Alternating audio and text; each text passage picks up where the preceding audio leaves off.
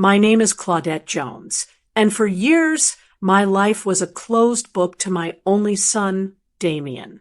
He knew me only through the bitter stories his father told and the poisonous nickname they pinned on me, the Wretched Woman. For a long time, I carried that name like shackles, dragging them across every step I took.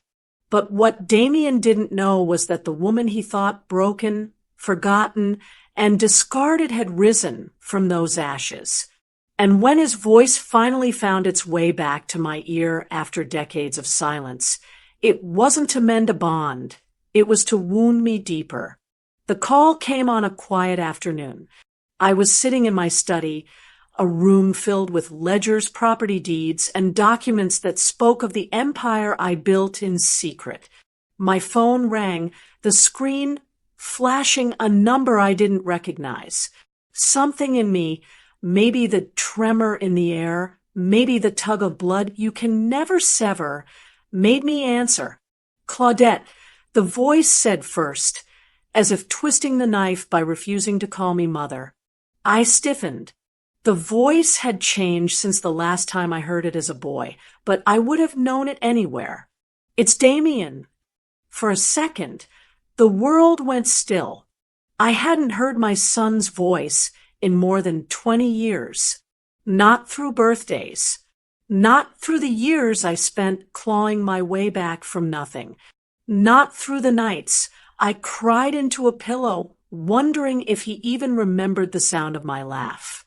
Now, here he was, cutting through the silence as if no time had passed. I'm getting married, he said flatly. His words carried no warmth, no hesitation. Of course, you'll want to be there. My heart clenched, not because of the invitation itself, but because of the tone. I waited, and then the sneer I knew was coming slithered down the line. I'll finally get the chance to show everyone what I've told them about you. The wretched woman. You'll sit there in your rags, and they'll see you for what you really are. For a moment, I let his words hang heavy. If I were the woman he still believed me to be, those words would have broken me. They would have sent me spiraling back into shame, into hiding, into silence. But that Claudette had died long ago. I pressed the phone tighter against my ear, my lips curling not into a sob, but into a laugh, a quiet, steady laugh that carried more steel than sorrow. I'll be there, I said simply. Then I hung up. In that instant, I knew exactly what Damien had done. He had given me my stage.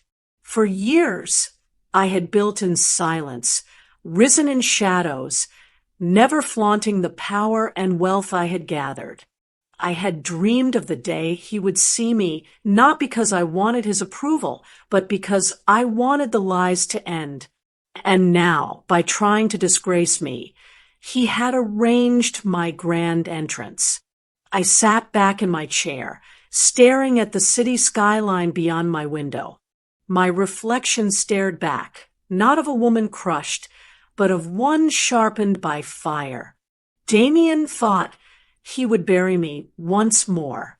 Instead, he had summoned the ghost of the past he could never kill. That day, I stopped being the wretched woman. That day, I became something far more dangerous, a mother with nothing left to lose, and everything left to prove. To understand why my son spat the words wretched woman, like venom, you have to walk with me into the years when that name first took root. I wasn't always the Claudette Jones who commands boardrooms and steps out of Rolls-Royces. Once, I was just Claudette, the girl from the wrong side of town, who believed that marrying Howard Jones meant my hard days were behind me. Howard came from a family that thought themselves better than most. His parents ran a small trucking company, respectable enough to give them heirs, and they never let me forget I was an outsider. At our wedding, his mother whispered to her sister loud enough for me to hear, "She doesn't belong in this family." I brushed it off at the time, blinded by the love I thought I had.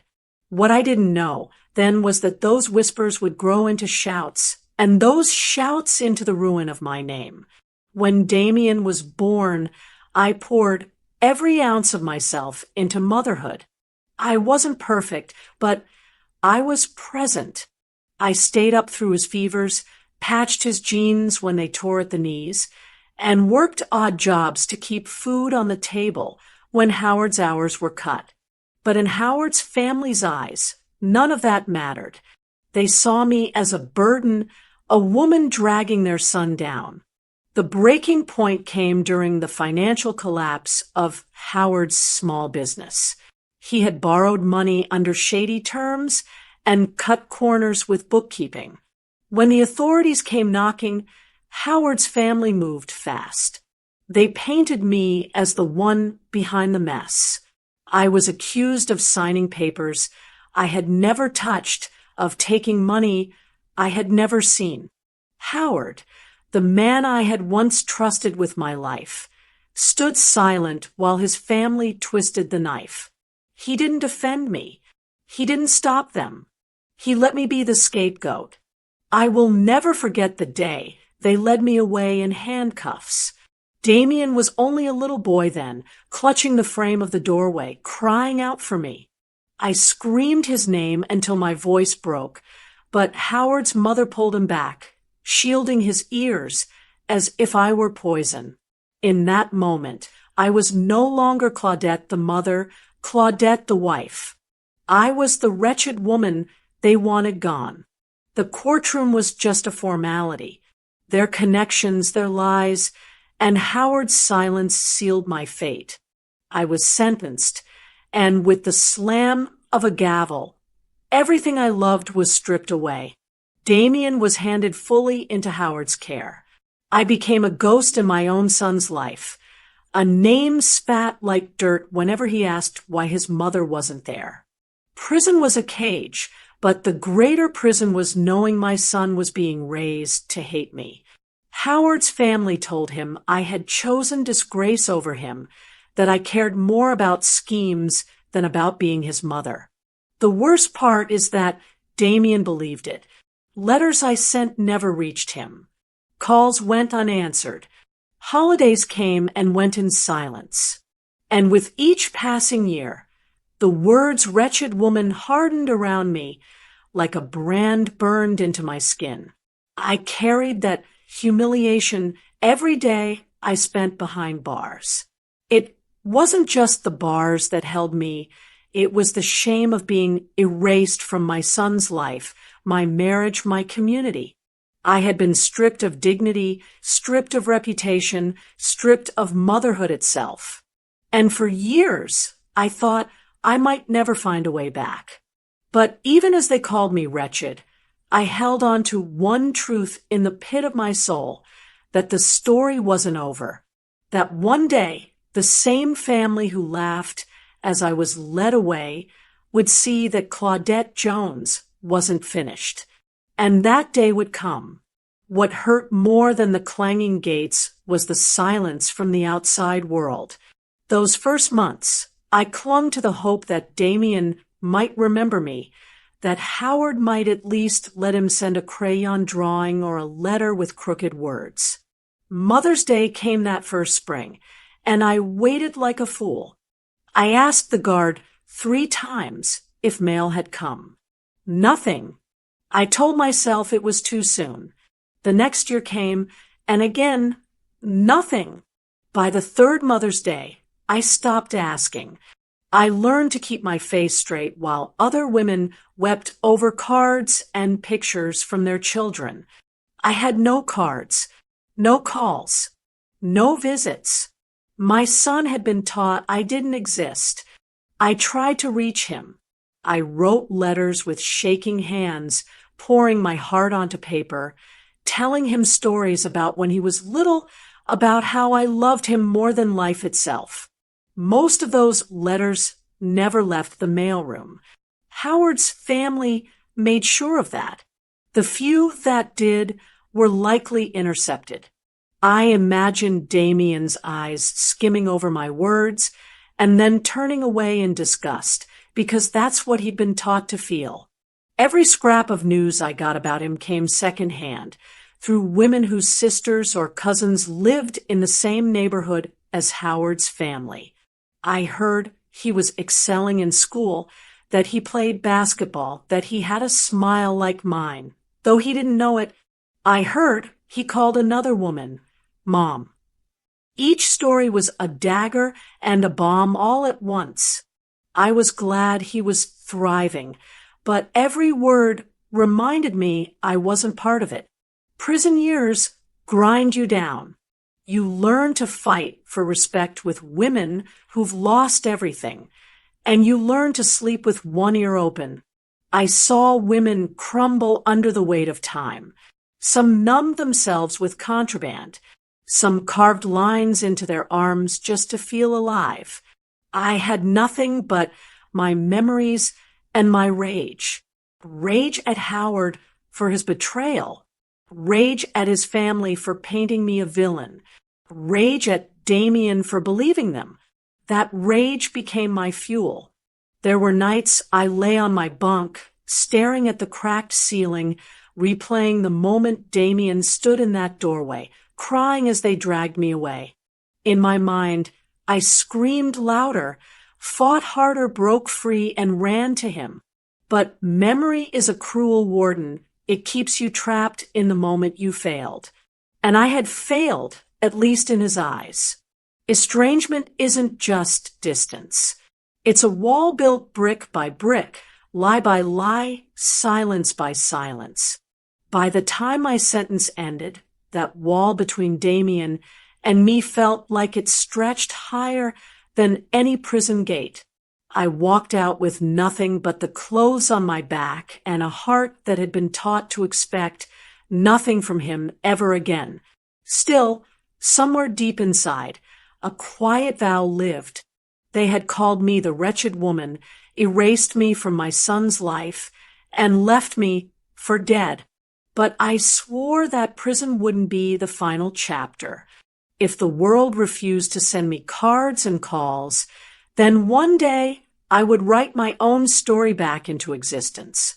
And I would do it in a way none of them could ignore.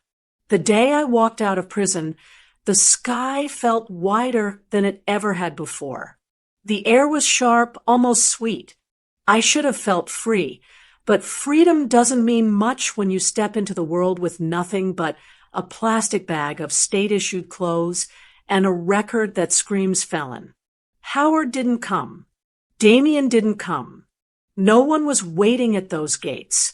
I stood there alone, the gravel crunching under my shoes, knowing I had no home, no money, no family to lean on. The state gave me a bus ticket and $40. That was the price of my freedom. I rented a bed in a halfway house where the walls were thin and the rules stricter than prison. Every morning, I set out with a list of addresses, chasing work. I learned quickly how people looked at you when you wrote down your past on an application. Have you ever been convicted of a felony? Check yes, and watch the manager's smile vanish. So I took what I could. I scrubbed toilets in motels where guests never looked me in the eye. I flipped burgers in diners until my back ached from standing. I cleaned offices after hours, pushing a mop down long hallways, humming to myself so the silence wouldn't swallow me. It wasn't dignified, but it was survival. At night, while the younger women at the halfway house wasted their time chasing men or drinking cheap liquor, I sat under the glow of a library lamp. I read books on finance, real estate, entrepreneurship, anything that might show me a way out of the grind. I copied notes by hand, memorized terms I barely understood, and told myself that knowledge was the only currency they couldn't take from me. The world didn't let me forget who I had been. At the bus stop, I overheard neighbors whispering when they recognized me. At the grocery store, A cashier muttered, "That's her," under her breath. To them, I was still the wretched woman who went to prison, the mother who abandoned her child. Shame followed me like a shadow, but I refused to let it choke me. I saved every penny I could. I stopped buying coffee, walked instead of riding the bus, wore the same 3 shirts until the seams frayed. Slowly, I scraped together a small cushion. When I finally moved out of the halfway house into a one-room apartment, I cried, not from joy, but from the quiet dignity of turning the key into a door that was mine. There were nights I wanted to give up, when the weight of loneliness pressed against my chest so hard I thought I'd break. But every time, I reminded myself they left me for dead. If I quit now, they win. If I rose, even if nobody saw it yet, I would be proof that they hadn't destroyed me. It was in those quiet, grinding years that I began to dream again. I didn't know yet how I would build something lasting, but the fire had returned. I told myself that survival was only the first step. One day, survival would turn into success. And success, when it came, would not be hidden in the shadows forever. I was still penniless, still stigmatized, still broken in some places. But brick by brick, I was laying the foundation for the life that would one day become my revenge. It started with a chance conversation in a break room.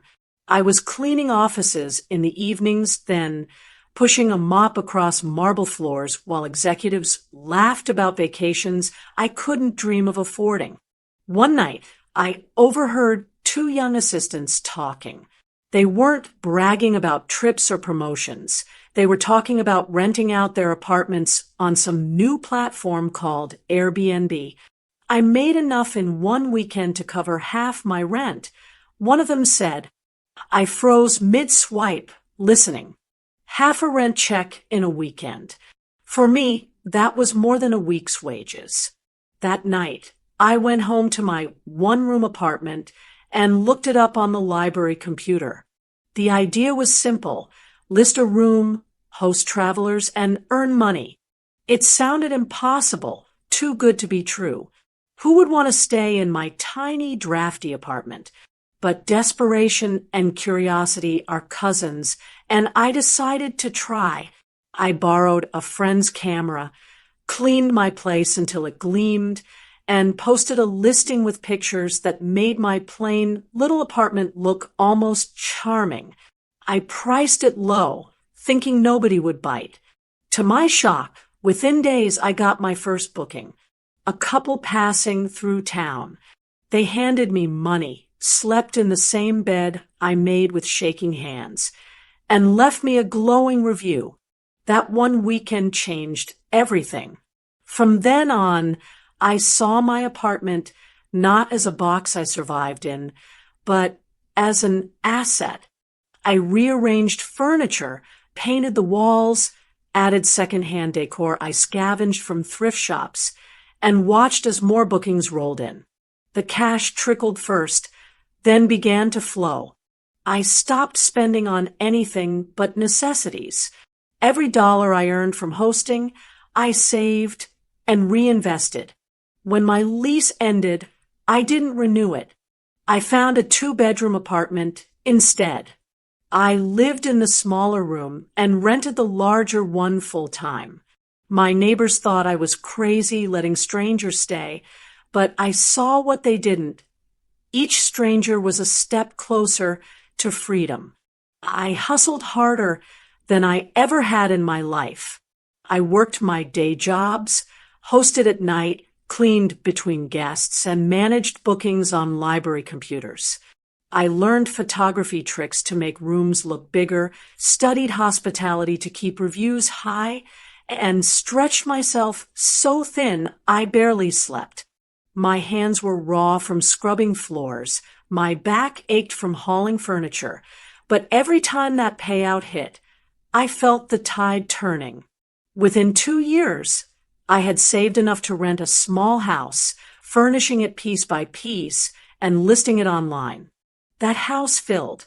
Then another. Before long, I wasn't just surviving off Airbnb. I was building something. My pennies had become thousands. For the first time since prison, I felt powerful. I no longer waited on anyone to give me permission. I no longer cared who whispered when I walked by. Each booking, each glowing review, each month of steady profit was proof that the wretched woman was wretched no more. I didn't tell Howard. I didn't tell Damien. To them, I was still invisible, still erased. And that was fine by me. I wanted to grow in silence. I wanted to rise in the shadows until the day came when they would see me, not because I chased them, but because they could no longer ignore me. That day was still far off, but for the first time in years, I could feel it drawing closer. I had cracked open a door to a new life, and nothing, not shame, not fatigue, not the scars of the past, was going to stop me from walking through it. Time has a way of slipping by when you're consumed with building. One property became two. Two became four. Before I knew it, I was juggling listings across 3 different neighborhoods, then across 2 states. What started as a gamble on a 1-room apartment had turned into something much bigger, an empire I controlled in silence. I learned quickly that in business, visibility can be dangerous. A woman like me, a black woman with a record, wasn't supposed to succeed in real estate. Banks turned me away, investors laughed, and competitors underestimated me. That was fine. Their doubt was my cover. I built everything under the radar, using LLCs and trusted partners' names where I needed them, making sure that when people searched for Claudette Jones, all they saw was the ghost of a woman they once called Wretched. Behind the curtain, though, I was orchestrating every move. I reinvested every dollar, snapping up rundown houses others overlooked, transforming them into rentals that travelers flocked to. I learned market cycles, mastered zoning laws, and built relationships quietly with contractors who respected my discipline. I never flaunted what I had. I didn't need to. By my mid-50s, I was holding deeds in cities Howard's family had never stepped foot in. Chicago, Charlotte, Houston, a growing portfolio that stretched further than anyone could guess. My calendar was filled with renovations, openings, and bookings, yet not a word of it reached Damien. To him, I was still a ghost. And that's exactly how I wanted it. I kept my circle small. Aunt Louisa knew pieces of the truth, enough to remind me that I wasn't crazy for dreaming as big as I did. A trusted business partner handled paperwork when my name might draw suspicion. Beyond that, I stayed silent. No social media, no community appearances.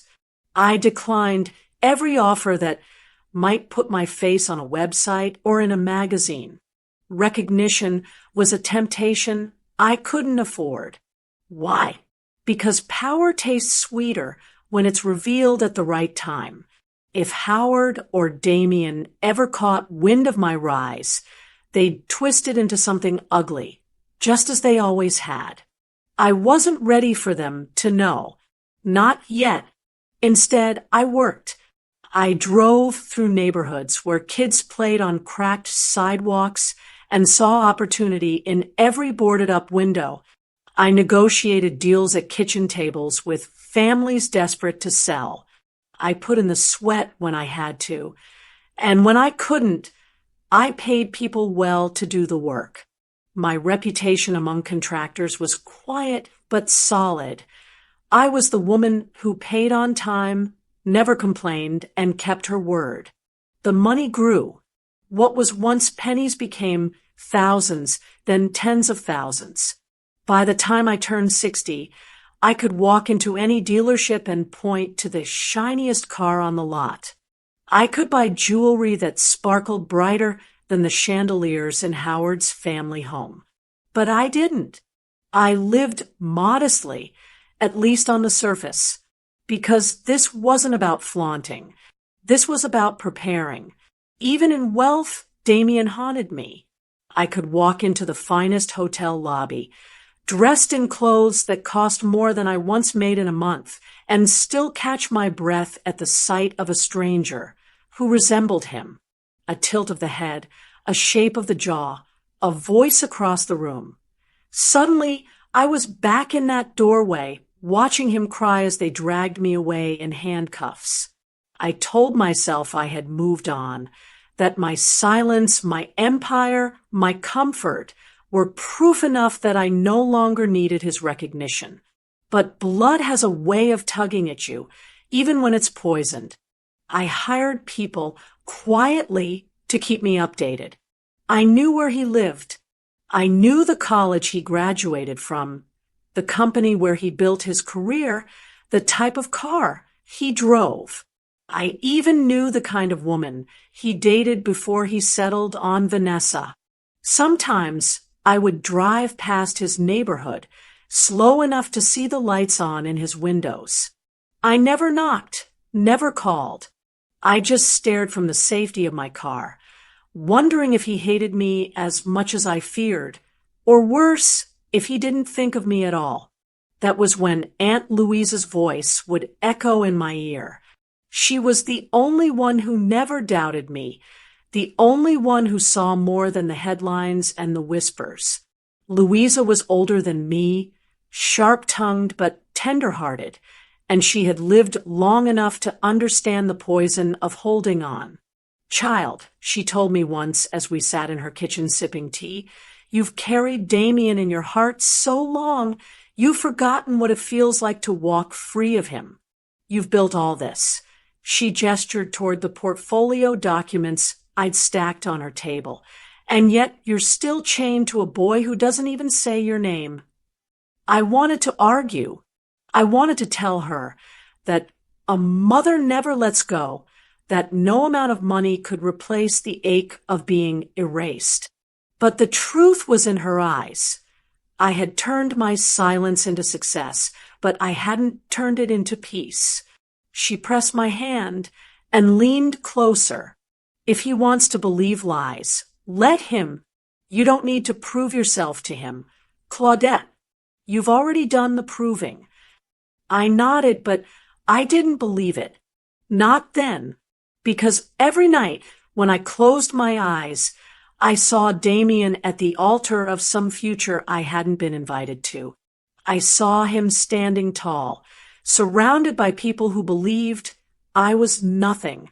And in those visions, I wasn't crying anymore. I was walking into that room, into that life, and watching every lie unravel. Aunt Louisa urged me to let go, to find peace in what I had built. But the ghost of Damien was everywhere.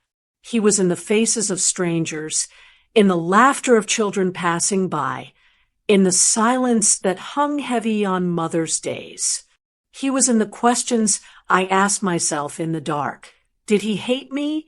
Did he ever miss me? Did he ever wonder if the story he was told was the truth? I didn't know. And maybe I didn't want to, because I had begun to realize something. Ghosts don't just haunt you, they drive you. And Damien's ghost was driving me toward a reckoning neither of us could avoid. The call from Damien never left me. His voice, sharp with contempt, wasn't a bridge reaching for reconciliation. It was bait. He wanted me as a spectacle, a living cautionary tale he could parade at his wedding. In his mind, I was still the wretched woman, ragged and pitiful, dragged from the shadows into the light, so his guests could laugh and pity him for surviving me. But I wasn't the same Claudette he thought he remembered. He wanted me to play the role of disgrace. Instead, I decided to make his stage mine. I began to prepare, not with trembling hands, but with the precision of a general mapping out a campaign.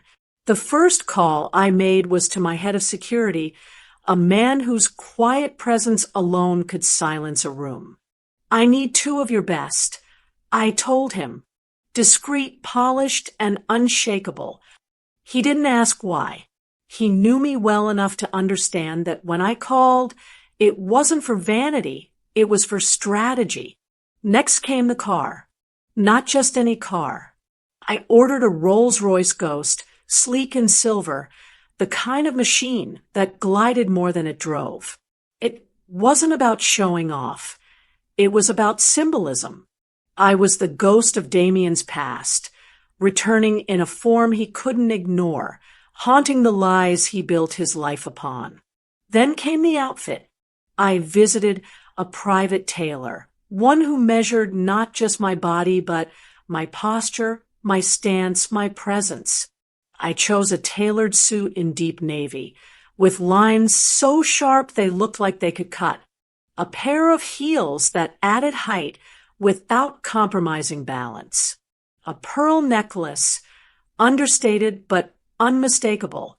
Everything about the look said, "I am not the woman you thought you buried." Back at home, I pulled open a drawer I rarely touched. Inside was a small box, worn at the edges. Inside that box lay a faded photograph of Damien as a boy, 5 years old, his hand wrapped around mine, his smile wide and unguarded. For a moment, my chest tightened. I traced the edges of the photo with my finger, remembering the sound of his laughter before the world turned him against me. But then I slipped the photo back into the box and locked it away. That was my signal.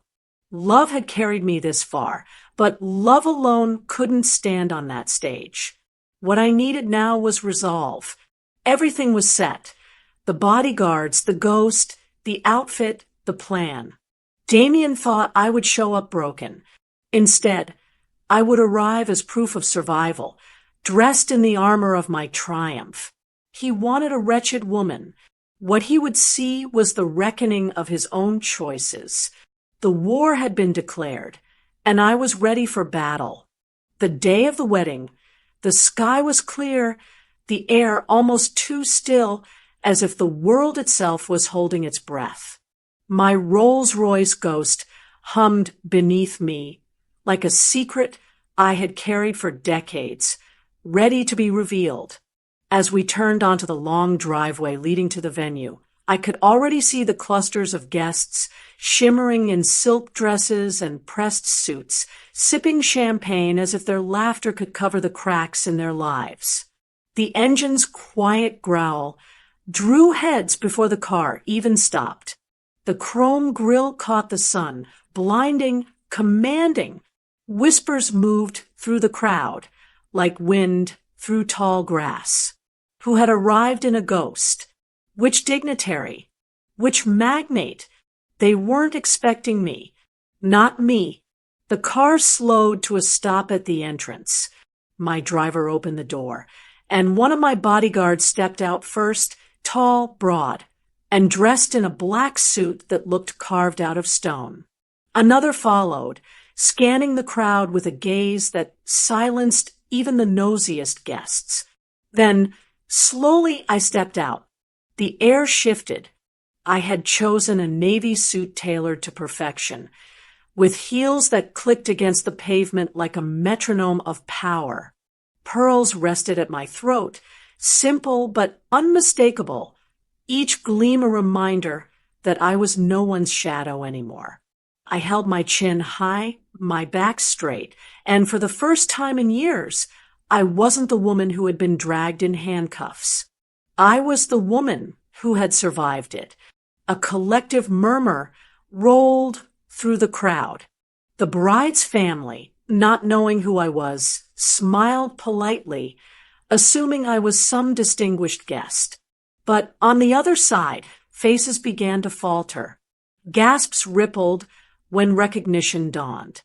I caught the sharp intake of breath from Howard, his face flushed with a sudden, ugly red, his mouth falling open as if he'd seen a ghost.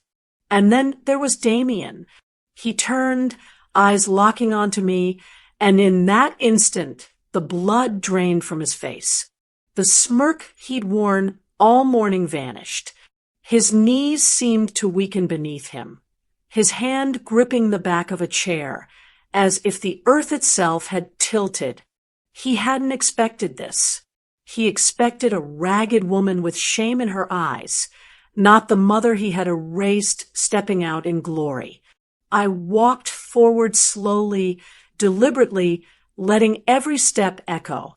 My bodyguards flanked me, but it wasn't their presence that kept the crowd silent. It was mine. I looked at Damien, and for a flicker of a second, I saw the boy he had once been, the boy who clutched the doorway, crying for me. Then it was gone, replaced by the man who had called to humiliate me. I didn't break eye contact as I crossed the threshold of that venue. The music faltered, the laughter died, and all that remained was the sound of my heels on stone. The wretched woman had arrived, not in shame, but in triumph. And in that moment, Damien's perfect stage began to crumble beneath him. The moment Damien's eyes locked on me, his body betrayed him. His hand gripped the back of a chair so tightly his knuckles went white, and for a heartbeat I thought he might collapse entirely.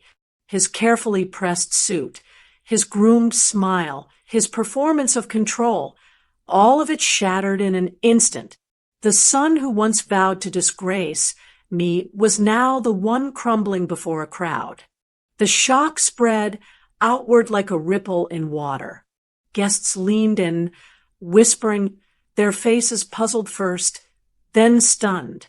Some recognized me immediately, mouths falling open as though a ghost had truly stepped into the room. Others, unfamiliar with the history, looked back and forth, confusion written on their faces, trying to piece together why the groom's color had drained and why his father's lips had twisted into a scowl. Howard's gasp had been sharp enough to cut through the music, and when I caught his eye, the years peeled away. He looked older, heavier, but the arrogance was still there. Only now fear edged it. He had expected me to remain buried in silence, never daring to show my face again. Seeing me walk in with my head high was a reckoning he couldn't have prepared for. I walked past both of them without flinching, my heels steady against the stone floor. I turned my gaze instead toward the bride, Vanessa King, radiant in white, with eyes full of hope and uncertainty, stared at me as if trying to solve a puzzle in real time. I stopped in front of her, extended my hand, and smiled with the warmth of a woman who carried no shame. "Congratulations," I said evenly. "I'm Claudette Jones, Damien's mother." The silence that followed was louder than any string quartet could have played. Glasses hovered halfway to lips. Forks paused in midair. Every eye swung between me and Damien, between my calm introduction and his unraveling composure. Vanessa blinked, caught off guard. In all her planning, she had clearly not been prepared for this entrance. Her grip was tentative as she placed her hand in mine, her voice soft.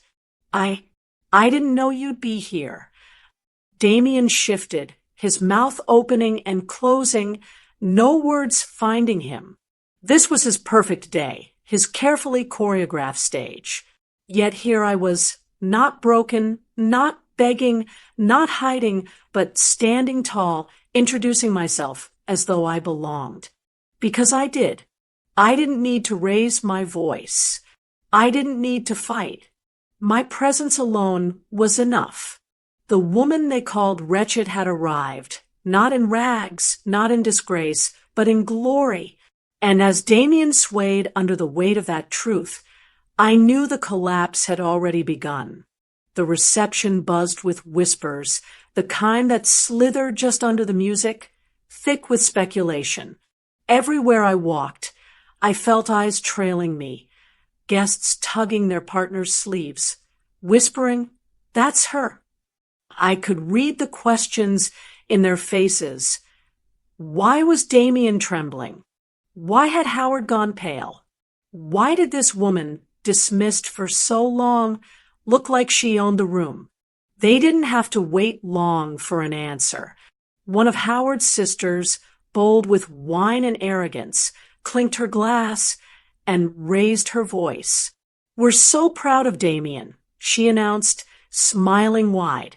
Proud that he found it in his heart to invite his mother. It takes a special man to forgive the past, to show such grace. The words dripped with condescension, meant to reduce me to a sinner crawling for scraps of mercy. A few guests nodded, unsure.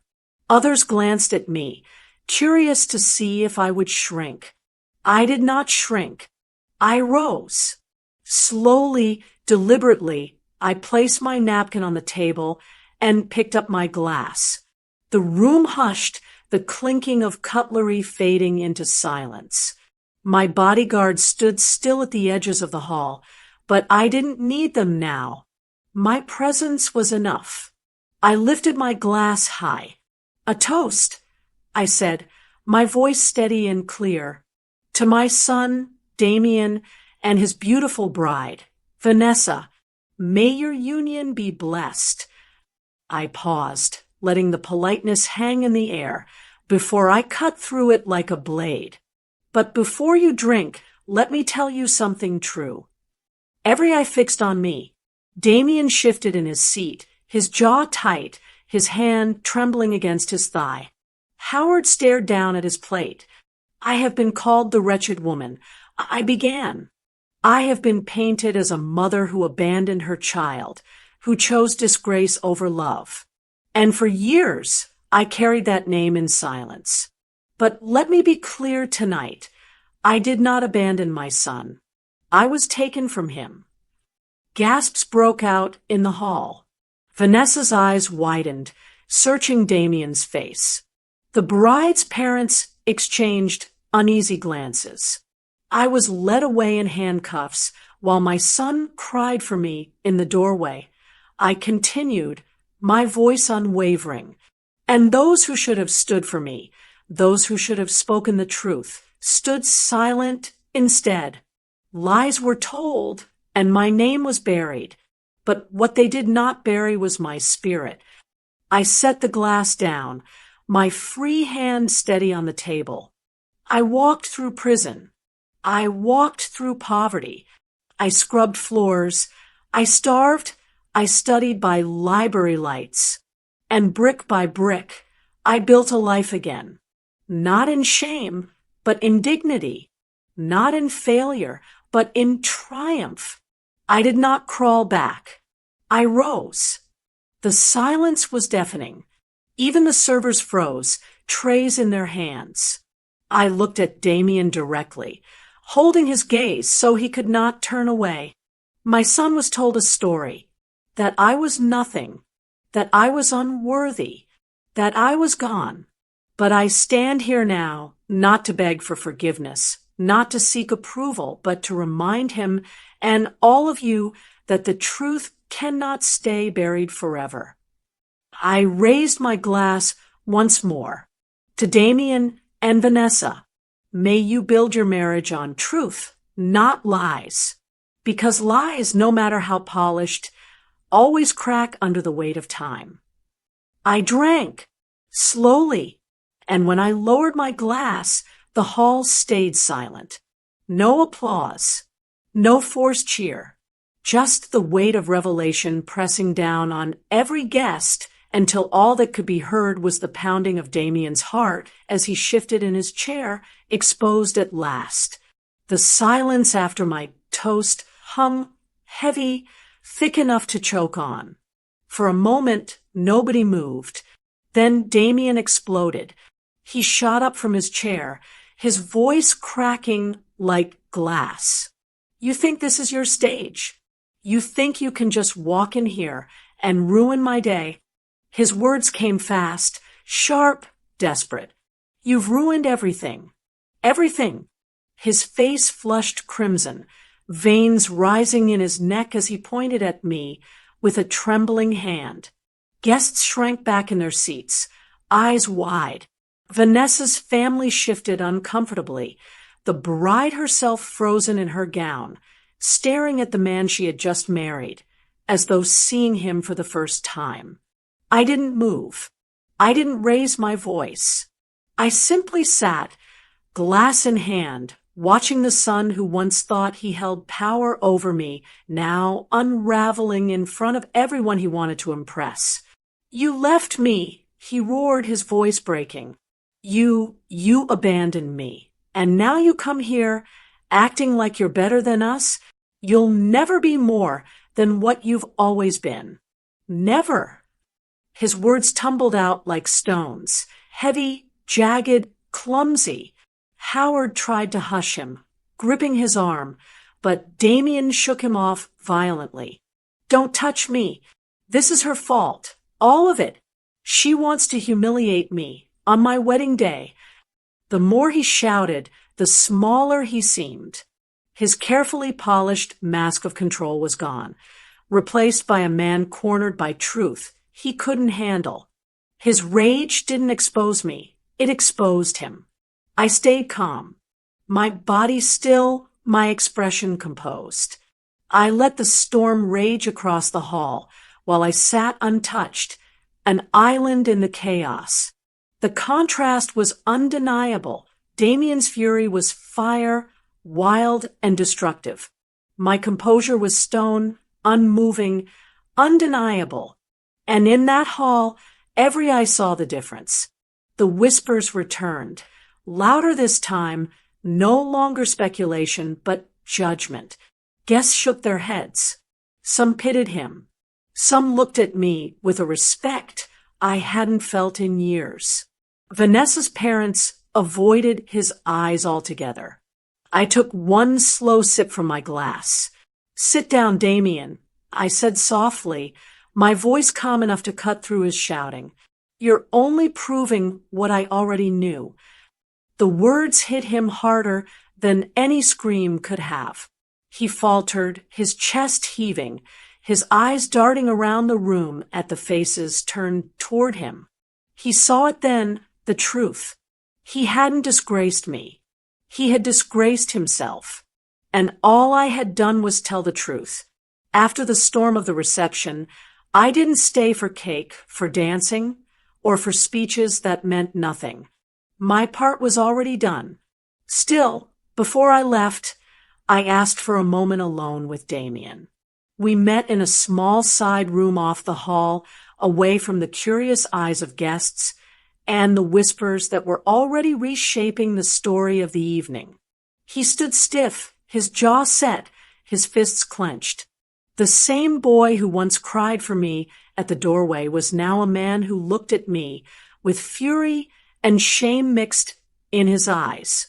I didn't raise my voice. I didn't argue. I simply stood there, pearls at my throat, posture steady, and said what needed to be said. I don't hate you, Damien. I began. But I don't love you either. Not anymore. That bond, the one that tied us when you were a child, it died the day you chose their lies over the truth. I lived with my choices. Now you will live with yours. He opened his mouth to speak, but I lifted a hand, stopping him.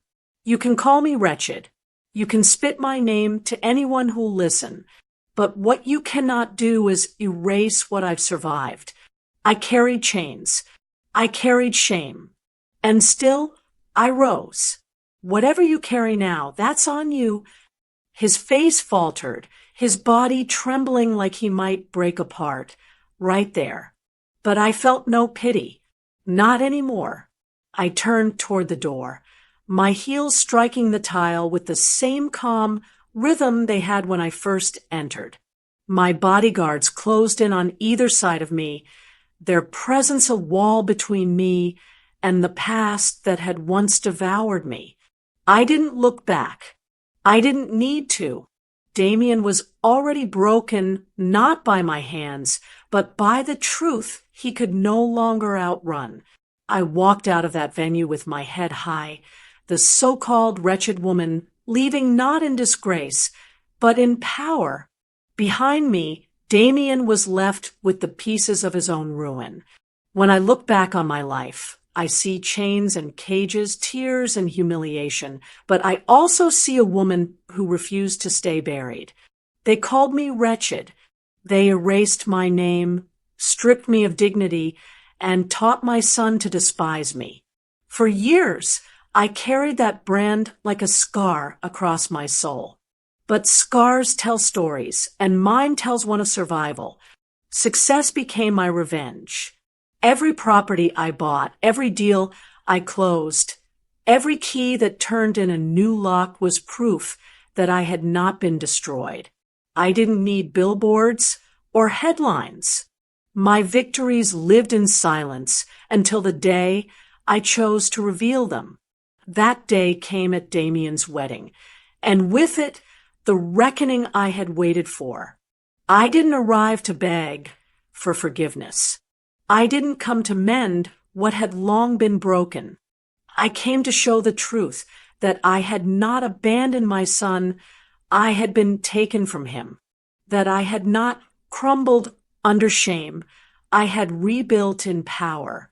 That I was never the wretched woman, though they tried to make me believe it. Standing in that hall, watching Damien unravel under the weight of his own hatred, I felt no joy, no sorrow, only clarity. The tables had turned not because I shouted louder, but because I stood taller. My dignity was my weapon, and it cut deeper than rage ever could. I didn't forgive. I didn't reconcile. Some wounds do not heal, and some bonds are not meant to be repaired. Damien will remember me however he chooses, perhaps as the mother who collapsed his perfect day, perhaps as the ghost who refused to stay buried. That's his burden to carry, but the truth is simpler than all of that. The wretched woman was wretched no more, and that was enough.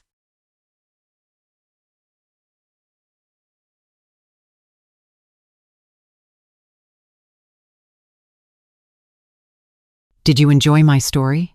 What a journey it has been. I truly wonder, what would you have done if you were in my shoes?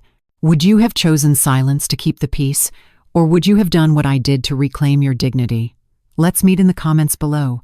I'm so curious to hear your thoughts. I'm reading every single one.